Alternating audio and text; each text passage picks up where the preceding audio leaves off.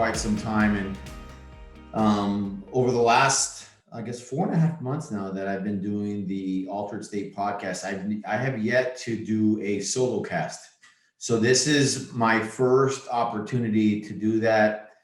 I've been meaning to do this for quite some time, but I wanted to make sure that we built content that was relatable to the brand before I went out and talked a little bit about my journey, my walk, my life, and even bring in an element of all of the things that go on, all of the things that keep me up at night as I'm building this brand for literally for you.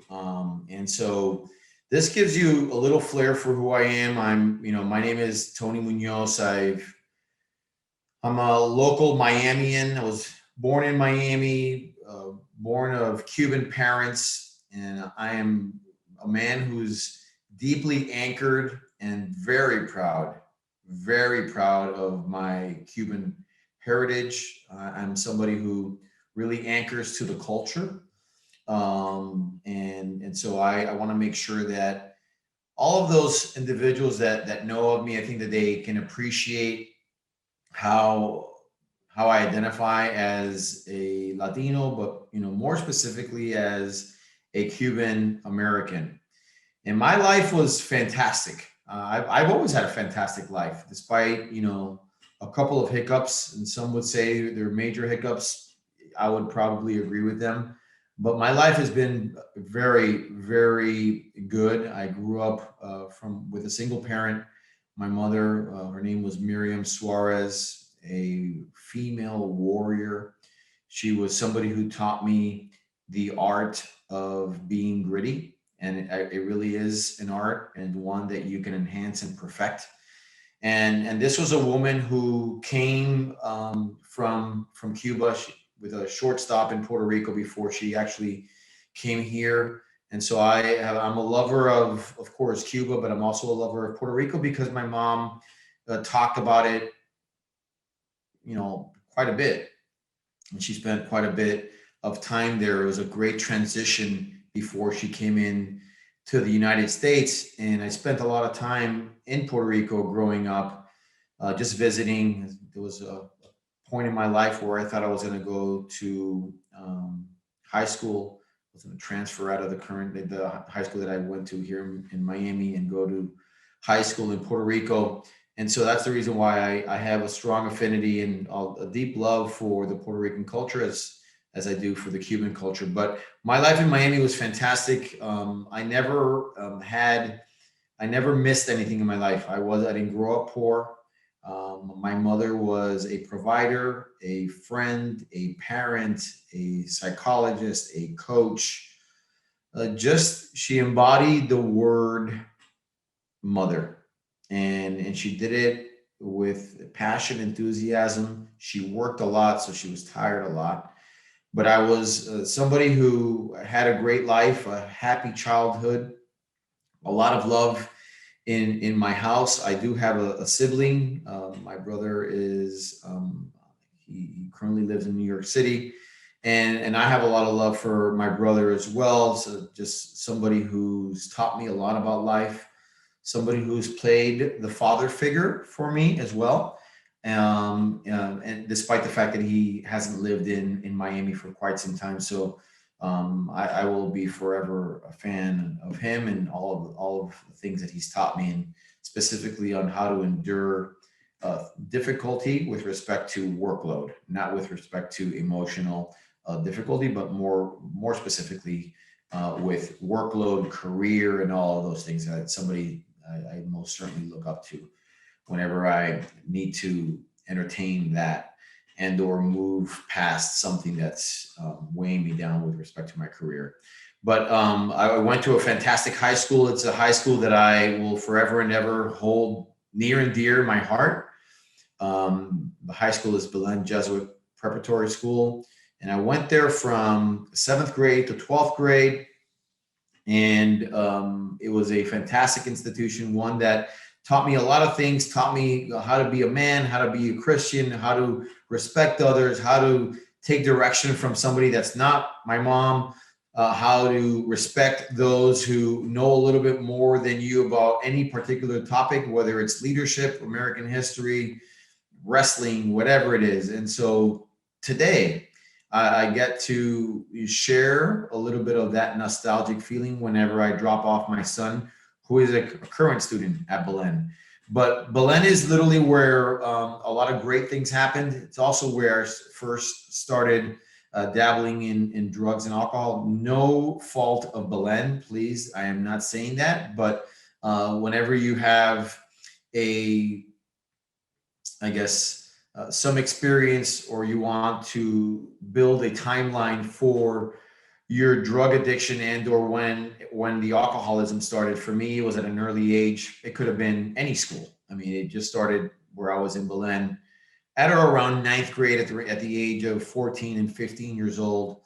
And that quickly morphed into more consumption. So from a level of volume, I definitely consumed more the older I got, but I also progressed in terms of the drugs that I was using. I was, of course, it started off with marijuana, and that ultimately progressed to, ecstasy, cocaine, all of the other hallucinogenics that go with that. And then, of course, I went to college at FSU, and then so on and so forth. But my path in life has been a wonderful one, and one that I say is wonderful because over the last 7 years I've experienced a lot of sobriety. I've been sober now for 4 years. Yeah, prior to this 4 year run, I was sober for 3 years when I had the grand idea that I needed to do more research as to whether I was truly an alcoholic who was riddled in his disease. And in 3 weeks after picking up a drink after 3 years of sobriety, I was nearly deathbound. I was holed up in my house where I had to be evacuated and sent under, supervision into the emergency room at South Miami Hospital, where I did a 4 day stay. And for me, that's where I quickly realized that this disease is something, and I would even say someone, that I get to proudly say I never beat. For those of you that know me, or those of you that don't know me, I am a competitor at heart. I am a win at all costs, go in prepared, do your best. And I think that when you have those two elements, I think you can control the result as much as you can. But this is something that I've prepared and I've outlined on how to beat this disease, and I ultimately could not. And so as a result of this journey with, drugs and alcohol, I've been able to really get a better understanding of who I am, and really understand why it is that I embraced the life of an alcoholic and drug addict. For me, it was something that allowed me to not feel.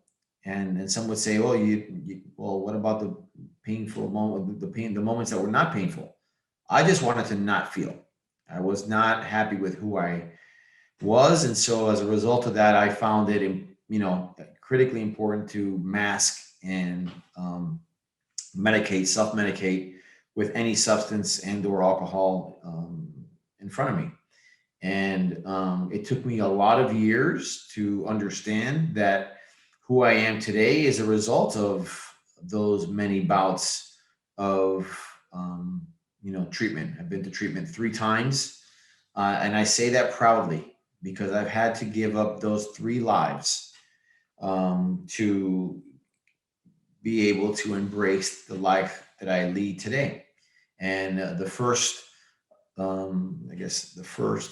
episode and or experience with treatment was a short, quick 30-day treatment, and that was not enough. When you have close to 15 years of addiction at that time, 15 years of addiction, you don't remedy that with a quick 28-day, 35-day stint in rehab.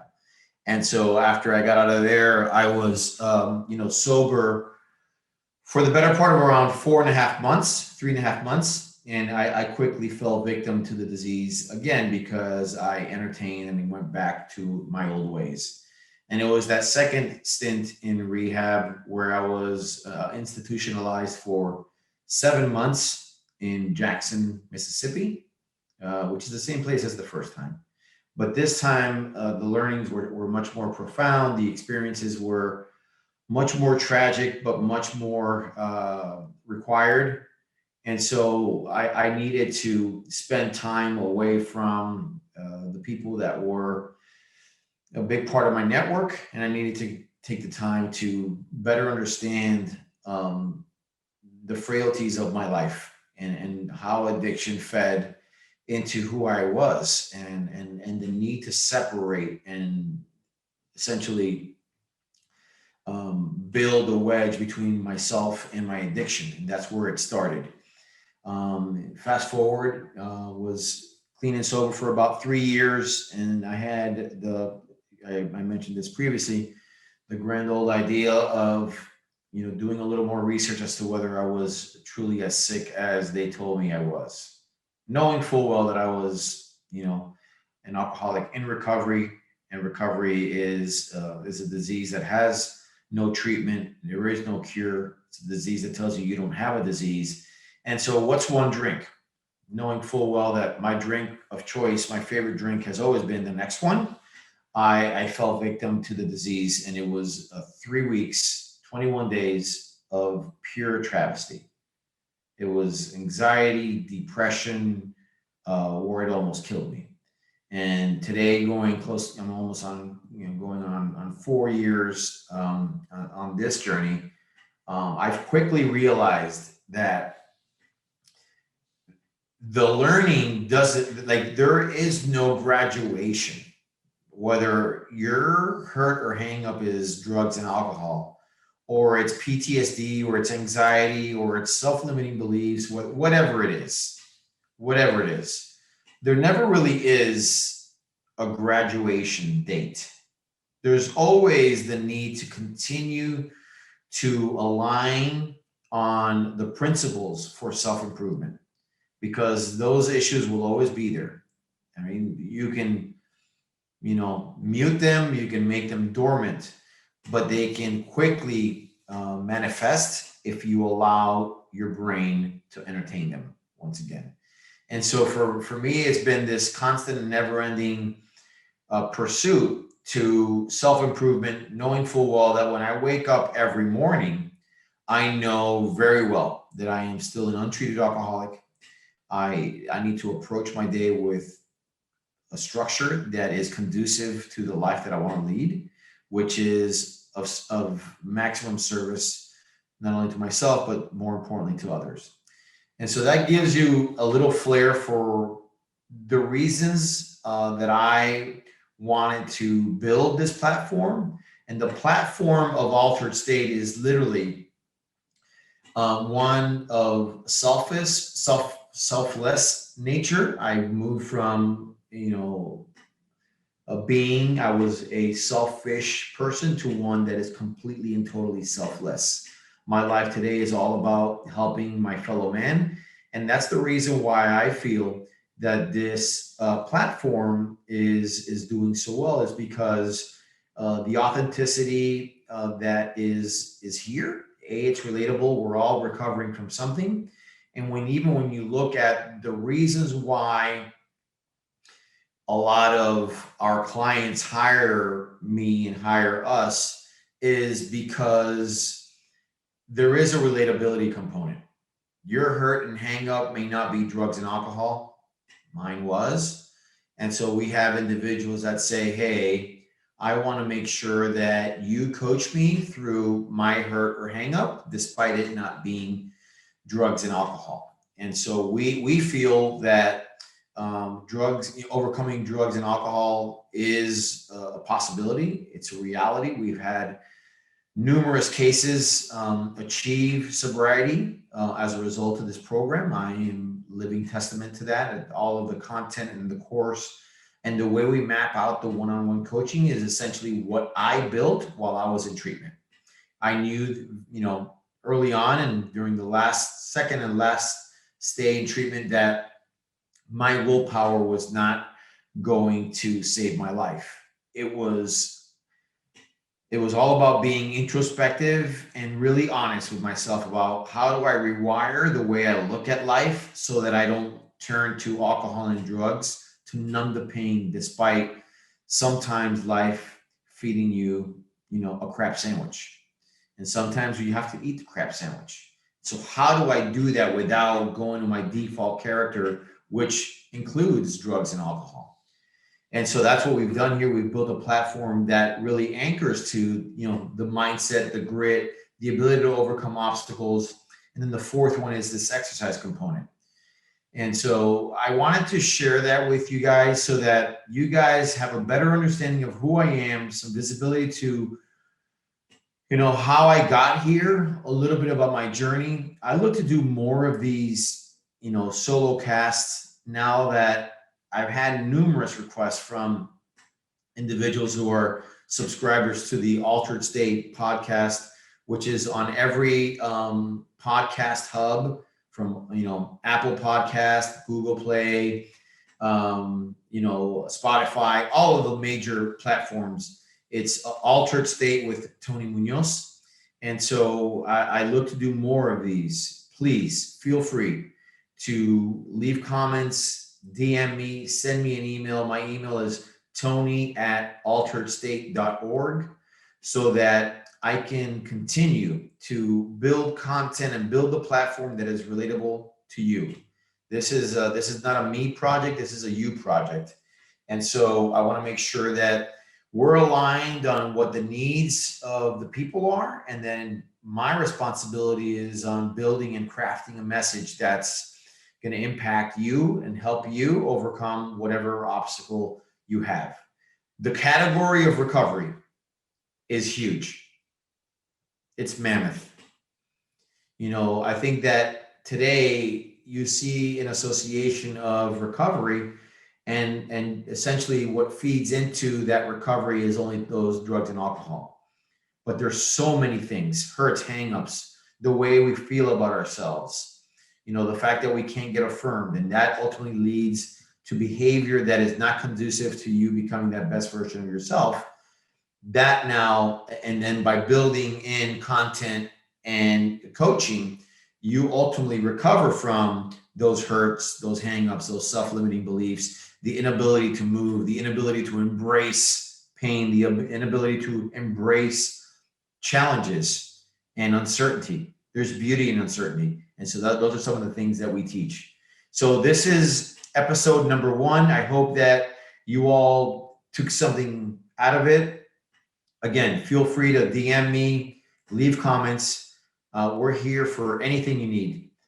We have 90-day and 120-day coaching platforms, as well as really intensive one-on-one coaching platforms that tie in some of the same modalities and or structures to get you to becoming that best version of yourself. So for now, I want to thank you, and I'm deeply appreciative for your time and your consideration. And I look forward to hearing from you, from all the comments and all of the things that we've talked about earlier. So goodbye for now. Thanks for your time. Embrace your altered state.